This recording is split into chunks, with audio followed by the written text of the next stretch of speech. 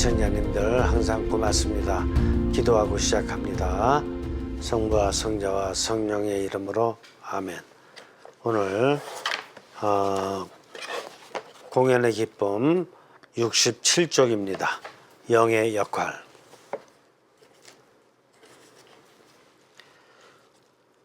인간은 삼중 구조, 육신, 정신, 영으로 선형성되어 창조되었다.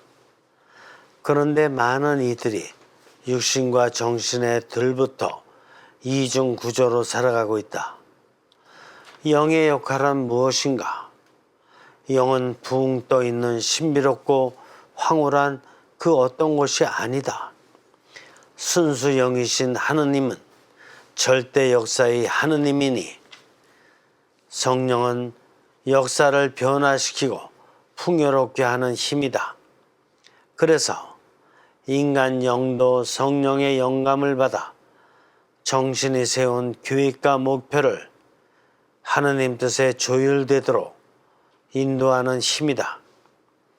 이를 깨닫지 못하면 신비롭고 황홀한 영에만 집착하는 오류에 빠지거나 영을 뺀 육신과 정신의 이중구조에 갇히는 오류의 삶에 떨어지게 된다.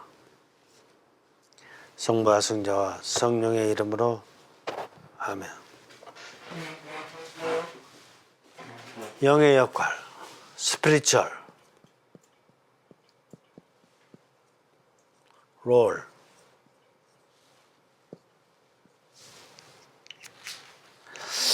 인간은 하느님께서 육신과 정신과 영의 삼중 구조로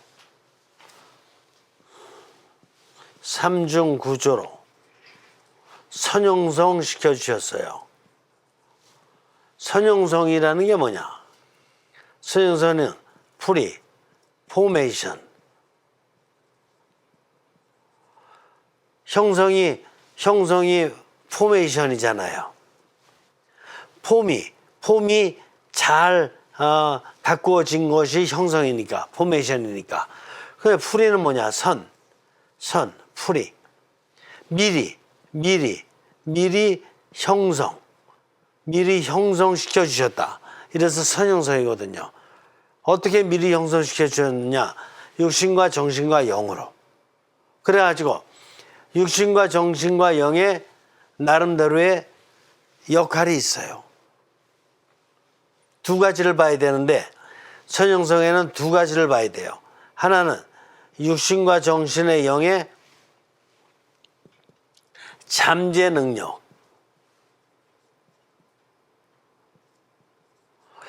여기에 잠재되어 있는 능력이 얼마큼이냐?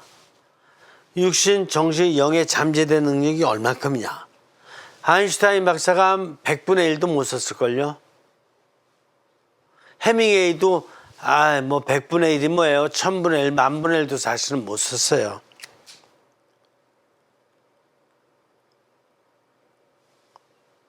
어떤 과학자, 어떤 신학자, 어떤 인류를 변화시키는 학자가 있다고 하더라도 이거 10,000분의 1도 못 씁니다. 왜? 인간이 잠재 능력을 하느님께서 어느 정도로 주셨냐면은 100조 개를 주셨어요. 100조 개. 100조 개를 주셨는데 1조 개도 생각을 못해. 기껏 아는 게 몇 가지 밖에 생각 못해요.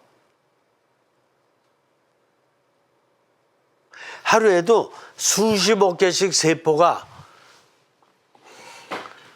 100조 개 세포인데 하루에도 수십억 개씩이 세포가 죽어가요. 그리고 또 수십억 개씩이 생기고. 근데 우리는 알지 못하거든요.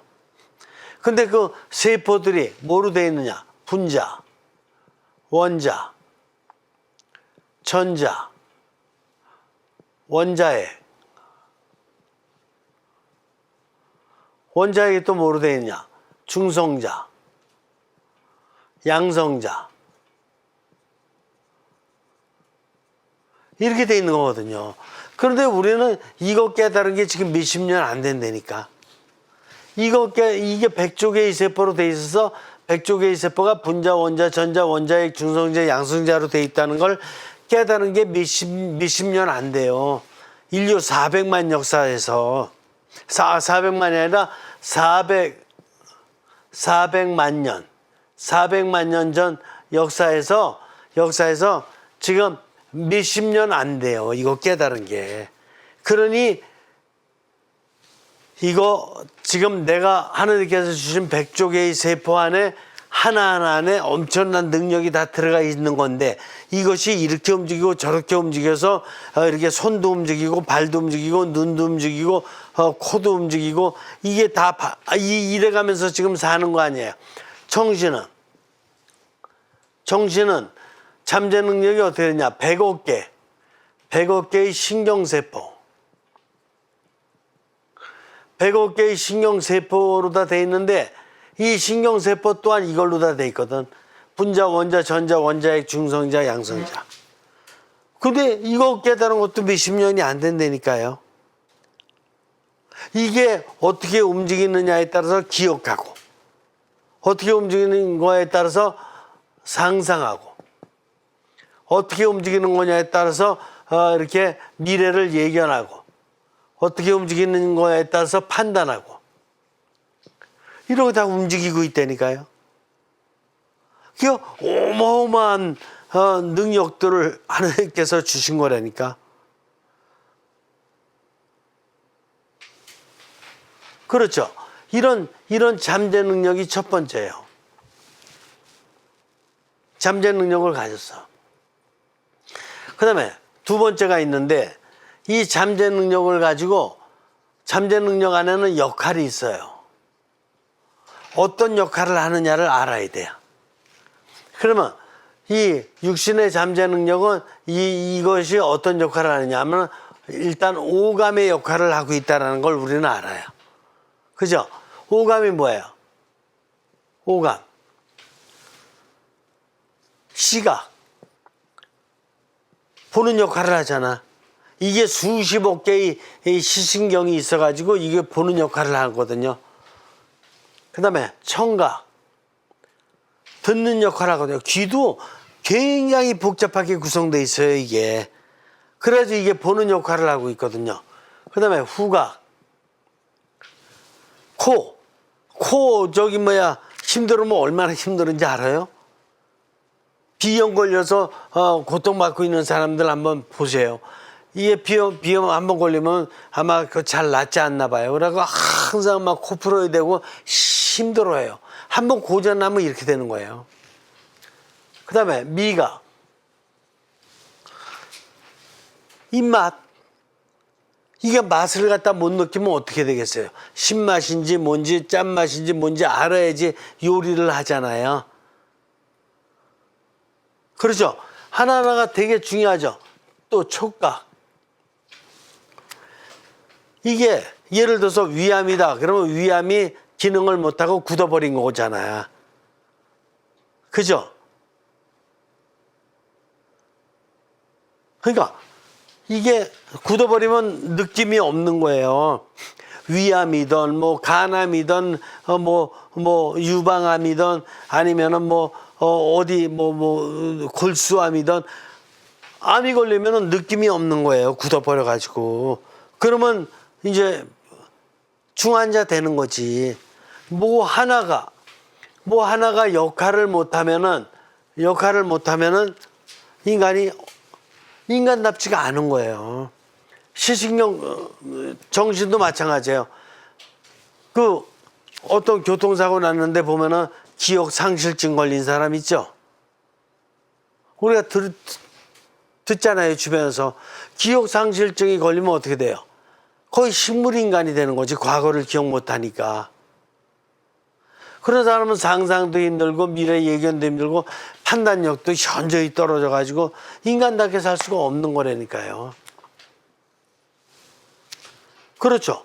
그러니까 하나님께서 이런 능력을 갖다가 이렇게 육신의 능력 또 정신의 능력을 주셨고 그게 막가진 역할을 할 수 있도록 이렇게 능력을 주셨는데 인간이 이거를 깨달아 가지고 어린 시절부터 잘 잘 육신의 오감도 발휘하고 또 정신의 역할도 잘 발휘할 수 있도록 잘 이렇게 부모님으로부터 선생님으로부터 잘 도움을 받아가지고 자신의 육신과 정신을 잘 발휘하는 삶을 살아가야 되죠.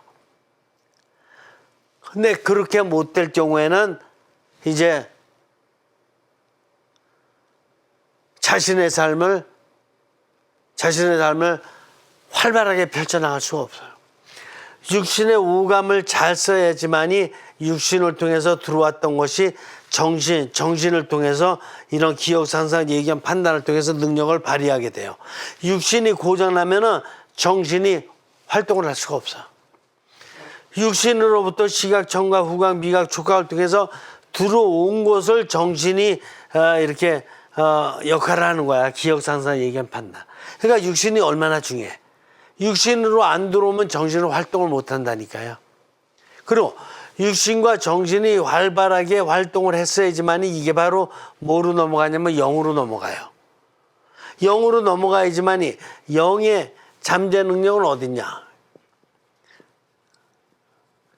영의 잠재 능력은 이루 말할 수 없이 무한대예요. 왜 무한대냐? 육신과 정신은 유한대예요.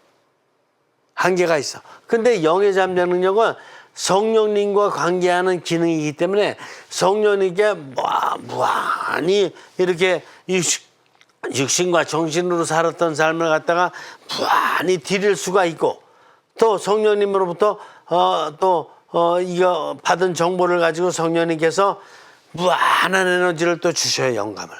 그래도 성령님과 관계하기 때문에 무한대라고 이게. 성령님께서 가진 능력이 무한대 아니에요? 이 다른 것들은 인간이 가진 거나 다른 플레이스, 띵스, 이벤트, 장소든 사물이든 사건이 가진 에너지들은 한계가 있어야 다.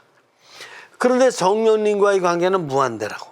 그러니까 무한대의 능력을 받을 수가 있다고. 그렇죠. 그러니까 여기서 영의 역할. 그러다 그러면 바로 무슨 역할을 하는 거냐. 잠재 능력을 받으면 받을수록 하느님 차원의 역할을 할 수 있는 거야. 하느님 차원의 역할을. 하느님 차원의 역할이요? 내가 인간인데 인간 차원의 그냥 일을 할 수밖에 없는 건데 어떻게 하느님 차원의 역할을 합니까? 인간인데.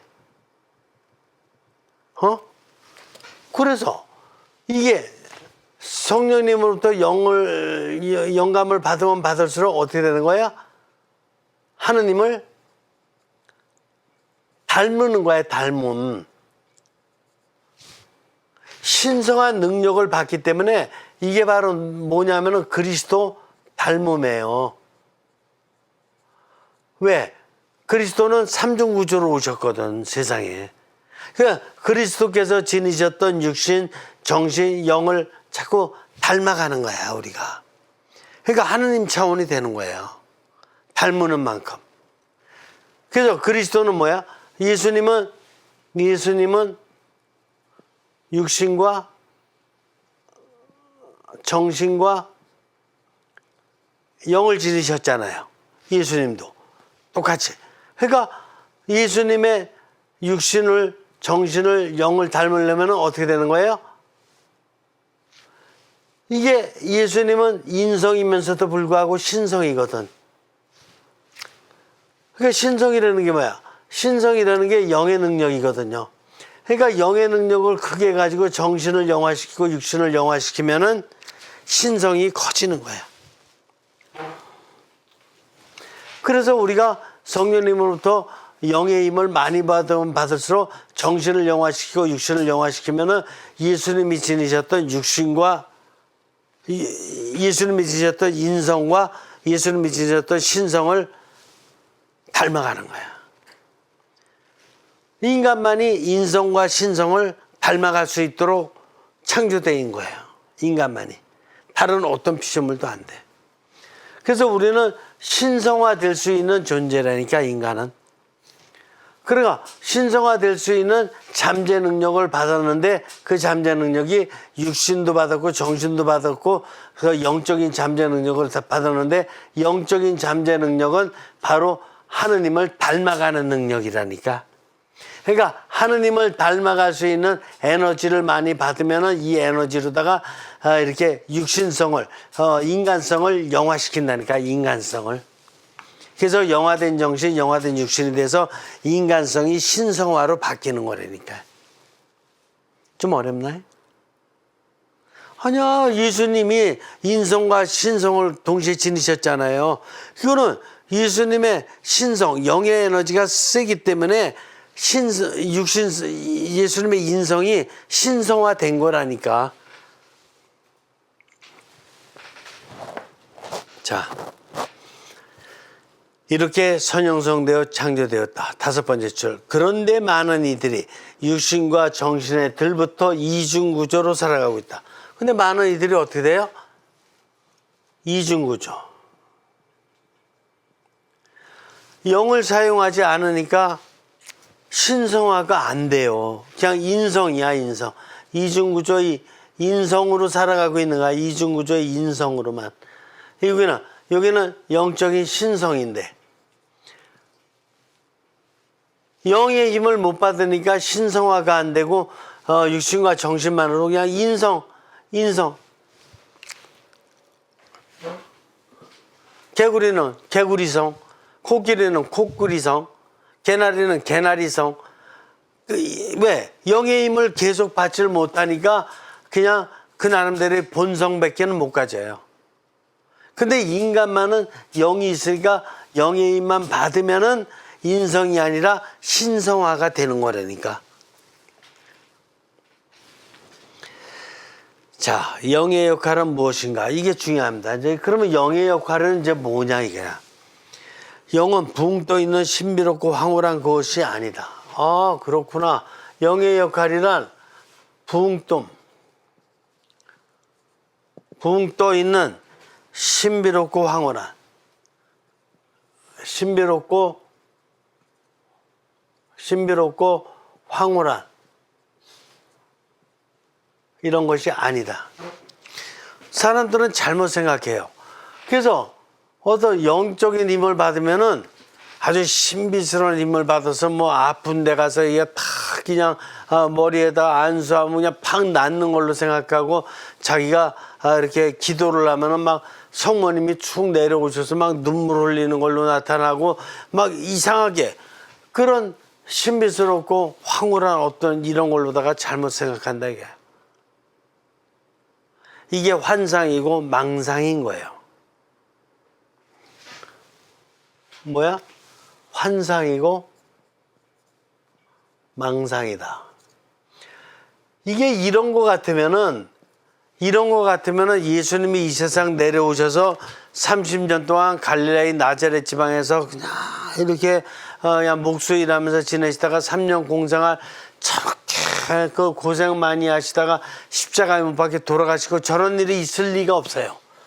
그런 거에 비해서 어떤 신비스러운 이런 거를 생각하고 황홀한 이런 걸 생각하고 한다 그러면 이건 환상과 망상일 수밖에 없는 거예요.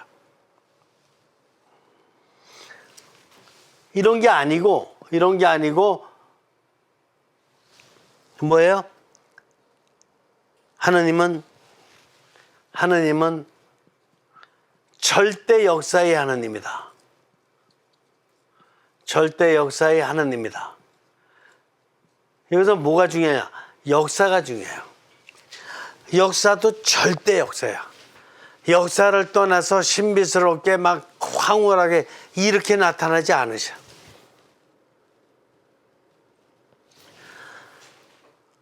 가정에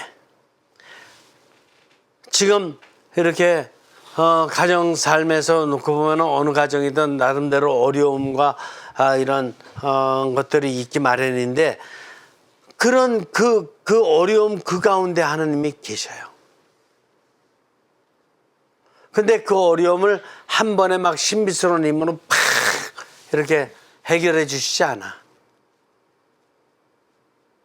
인간의 육신과 정신의 노력을 다하고 다한 가운데 그 보다도 높은 차원에서 또 힘을 주셔서 그런 걸 다 하나하나 해결해 나가도록 해주셔. 그래서 절대 역사의 하나님이라는 걸 알아야 돼요. 그리스도교 초창기를 놓고 보면은 어떻게 돼요? 이스라엘이 당시에 로마의 지배하에 있었어요. 그렇죠? 그때 예수님께서 태어나신 거라고, 이스라엘에. 태어나셔서 처음에는 어떻게 되는 거예요? 태어나시자마자 도망 다니셨어. 에집트로. 왜? 2살 이하 된 아이는 다 죽이려고 했었어요. 그래서 도망갈 수밖에 없었어요. 그리고 와서도 30년 동안 갈릴리 나자렛 아주 시골에서 조용히 지낼 수밖에 없어요. 왜냐하면 벌써 막 그냥 어떤 능력을 발휘했다가는 로마의 지도자들이라든가 당시 유다인들이 내비둘 리가 없어요. 당장 붙잡혀서 고문받고 박해받고 죽을 수밖에 없어요. 그러니까 그렇게 초라한 모습으로 갈릴리 나자렛 지방에서 조용히 지냈어. 그리고 공생활 시작하실 적에도 이렇게 피해 다니신 적이 많아. 어떤 능력만 발휘하시면은 그냥 유대인들 귀에 들어가가지고 바리새인 율법학자 뭐 사두가 이런 사람들에 의해서 아주 이렇게 탁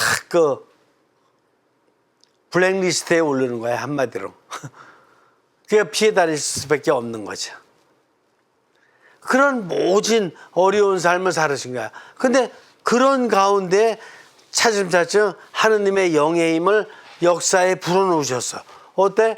이제 당신이 뽑으신 제자들에게 또 누구에게 이렇게 모여든 군중들, 이쪽 상황 저쪽 상황에서 모여든 군중들에게 이렇게 가르치심을 통해서, 아니면 어떤 때 환자라든가 이런 사람들 치유시키는 걸 통해서, 어떤 때는 또 어떤 빵의 기적, 성체성사죠. 빵의 기적을 통해서 이렇게 여러 가지로다가 보여주실 거 보여주시면서 차근차근히 이 역사 안에서 지금 로마의 지배보다 더 큰 힘이 있다라는 것, 하느님의 힘이 더 큰 것이고 하느님의 능력만이 이 세상을 완전히 평등의 세상, 자유의 세상, 행복의 세상으로 만들 수 있다는 가르침과 징표를 보여주신 거야. 어디서? 역사 안에서. 역사를 떠나서는 활동하지 않으셨어요. 인간이 살아가는 삶의 역사 안에서 활동하셨지. 이게 바닷속 저기 1000m 들어가서 활동하지 않으셨다니까. 아니, 하늘에 정말 달나라, 별나라 다 떠나가지고 저 하늘나라라는 그곳에서 활동하신 게 아니라니까. 지금 로마의 지배를 받고 있고 유대인들이 박해하고 있는 바로 이 험악한 이 세상에서 하느님의 힘을 서서히 가르침을 통해서, 기적을 통해서, 여러 가지 치유를 통해서 서서히 드러내신 거라니까. 그래서 절대 역사의 예수님이야. 그 이전에 구약시대도 절대 역사의 업적을 드러내셨어요. 아브라함을 통해서, 모세를 통해서, 예언자, 그분들이 결코 환상적이고 망상적인 어떤 그런 기적을 일으킨 거 아니에요. 죽을 고비를 넘기고 아브라함도 길을 떠난 거고, 죽을 고비를 넘기고 모세도 에집트에 가서 기적을 일으킨 거고, 예언자들도 마찬가지고, 그렇게 역사 안에서 같이 살면서 영의 힘을 서서히 이렇게 꽃피웠던 거예요. 하느님은 절대 역사의 하느님이다. 붕 떴다는 건 이것 자체가 아주 종교의 이게 미신이에요. 미신. 거의 미신적인 수준이에요. 그리고 하느님께서 이런 기적 같은 거를 보여주시고자 한다 그러면 꼭 필요한 때 필요한 어떤 그 시점에서 필요한 만큼 보여주실 수는 있는데, 그거는 인간이 환상하고 망상에 빠진 인간이 바라는 대로는 절대로 안 하셔. 당신 뜻대로 하시죠. 한양 넘기세요. 68쪽. 그래서 성령은 역사를 변화시키고 풍요롭게 하는 힘이다. 여러분들 그래서 가정의 변화가 일어났다면은 성령님께서 여러분들 가정이라는 역사 안에 활동하신 거야. 그래서 인간 영도 성령의 영감을 받아 정신이 세운 계획과 목표를 하느님 뜻에 조율되도록 인도하는 힘이다. 그래서 영을 가진 사람은 자신의 육신과 정신이 원하는 어떤 계획을 세울 거 아니에요. 사회 역사 안에서. 계획을 세웠던 것을 자기 뜻대로 하지 않고 이렇게 세웠던 모든 것을 영으로 보내서 성령님과 대화를 나누며 성령님의 뜻을 따라서 자신의 계획과 자신의 뜻을 서서히 세상 안에서 이루어가는 것이다. 그래서 나도 나의 영도 나의 역사 안에서 이루어져요. 나의 역사를 떠나서 이루어지는 영은 없다.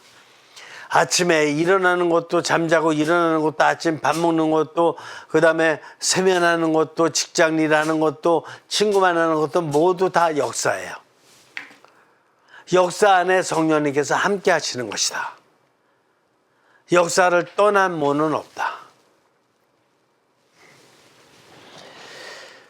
그러면서 하나님의 뜻에 조율되도록 성령님께서 인도해 주신다. 이것을 깨닫지 못하면, 역사의 하느님을 깨닫지 못하면, 절대 역사의 성령님을 깨닫지 못하면 신비롭고 황홀한 영에만 집착하는 오류에 빠지거나, 그래서 산피정 가서 기도한다든가 단식 기도한다든가 한 달 동안 단식 기도하다 그러다 죽는 거예요. 그런 신비스럽고 황홀한 자꾸 이상한 것을 갖다가 기적만 바라는 사람은 기적으로 죽는 거예요. 이해가 되셔요? 그러지 말고 나의 삶의 역사를 바꾸도록 해야 돼. 나 자신의 육신과 정신을 바꾸는 것이 역사예요. 영적으로 바꾸는 것이 나의 내면의 역사라고. 또 이웃과 만남이라든가 상황과 내가 A라는 상황에서 B 상황 갈 때마다 바로 이런 상황을 바꾸는 것, 이웃을 바꿔주는 것, 이 삶 안에 성령님이 같이 계셔요. 그것을 떠난 성령님은 아니 계시다. 그건 환상이다. 이를 깨닫지 못하면 신비롭고 황홀한 영에만 집착하는 오류에 빠지거나 영을 뺀 육신과 정신의 이중구조에 갇히는 오류의 삶을 살게 된다.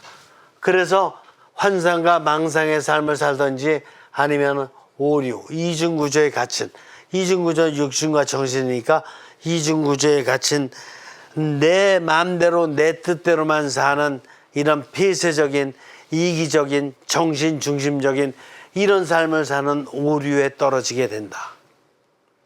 그래서 우리는 오류에도 떨어지지 말아야 되고 영을 따른다 그러면서 환상에도 빠지지 말아야 된다. 그래서 정당한 삼중구조의 삶이란 육신과 정신으로 최대한 열심히 살아가면서 보다 더 초월적인 하느님의 뜻을 따르기 위해서 영으로다가 나의 계획을 보내가지고 영이 성령님과 소통을 통해 성령님의 높으신 계획, 성령님의 높으신 뜻을 받아서 나의 정신을 영화시키고 나의 육신을 영화시켜서 영화된 삼중구조의 삶을 사는 것이 하느님께서 원하셨던 인간의 본질이다. 인간의 실체다. 이렇게 볼 수가 있는 것입니다. 이해가 되십니까? 그런데 너무나 많은 사람들이 이중구조의 오류에 빠진다든가 영의 생활을 한다면서 절대 역사의 하느님을 깨닫지 못하고 환상과 망상, 치유, 기적 이런 거에만 빠져서 이렇게 살아가는 사람들이 많이 있다라는 것은 참으로 안타까운 일이다. 그래서 인간이 누구인지 삼중구조의 인간을 정확히 알아야 되고 그 다음에 하느님과 어떻게 소통해야 되는지를 알아야 되고 또 세상 것과의 관계 공동형성을 어떻게 해나가는지를 정확히 원리를 깨달아야지만이 한 번밖에 없는 이 인생을 바르게 행복하게 잘 살아갈 수 있는 것이다. 볼 수가 있습니다. 마치기도 하죠. 성부와 성자와 성령의 이름으로 아멘. 다시 한번 말씀드립니다. 좀 쉽게 여러분들이 이해할 수 있는 부분은 바로바로 건너뛰고 좀 더 깊이 있게 생각해 볼 주제들만 저는 강의를 계속 이제 해나갈 것입니다. 그리고 여러분들이 꼭 이렇게 넘어간 주제라고 하더라도 읽어보시면서 영감의 글을 잘 이렇게 조금씩 써보시기를 이렇게 권하는 것입니다. 영의 역할. 인간은 삼중구조, 육신, 정신, 영으로 선형성되어 창조되었다. 그런데 많은 이들이 육신과 정신의 들부터 이중구조로 살아가고 있다. 영의 역할은 무엇인가? 영은 붕 떠있는 신비롭고 황홀한 그 어떤 것이 아니다. 순수 영이신 하느님이 절대 역사의 하느님이니 성령은 역사를 변화시키고 풍요롭게 하는 힘이다. 그래서 인간 영도 성령의 영감을 받아 정신이 세운 계획과 목표를 하느님의 뜻에 조율되도록 인도하는 힘이다. 이를 깨닫지 못하면 신비롭고 황홀한 영에만 집착하는 오류에 빠지거나 영을 뺀 육신과 정신의 이중구조에 갇히는 오류의 삶에 떨어지게 된다. 성령님 감사합니다. 성부와 성자와 성령의 이름으로 아멘. 수고하셨습니다.